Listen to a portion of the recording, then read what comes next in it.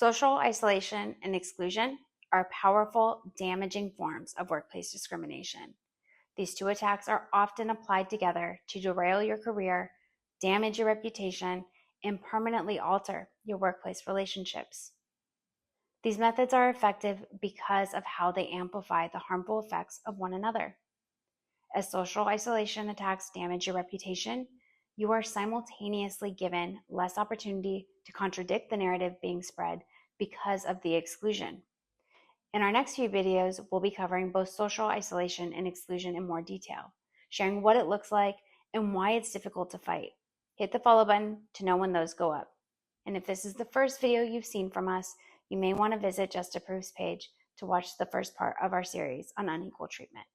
When a person uses social isolation as a form of workplace discrimination, they attempt to shift the opinion of others according to who they already believe you to be. This is typically carried out by highlighting every mistake you make and attributing it to the character flaw they already believe you have. As an example, let's say a manager believes all Black men are lazy. When the Black man on her team calls out sick, she assumes and tells others he just wanted a day off. And when he shows up late for a meeting after another call ran over, the boss criticizes his tardiness in front of everyone without letting him explain.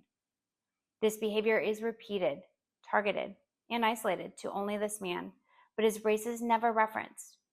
This does not change the fact that it is discrimination, but it does help others justify the narrative as a character flaw of the person rather than the discrimination it is.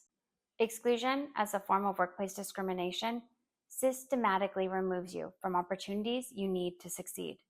If isolation is about tearing down your reputation, exclusion is about cutting off the access entirely. It looks like being left off of meetings or losing key responsibilities on projects. Essentially, the discriminating party removes your seat at the table, so you can't advocate for yourself, showcase your skills, or build meaningful connections. To continue from the example in our last video, that same boss who built a false narrative about the only Black man on her team also forgets to include him in important meetings and just doesn't think about him when assigning a project that directly aligns to his skill set.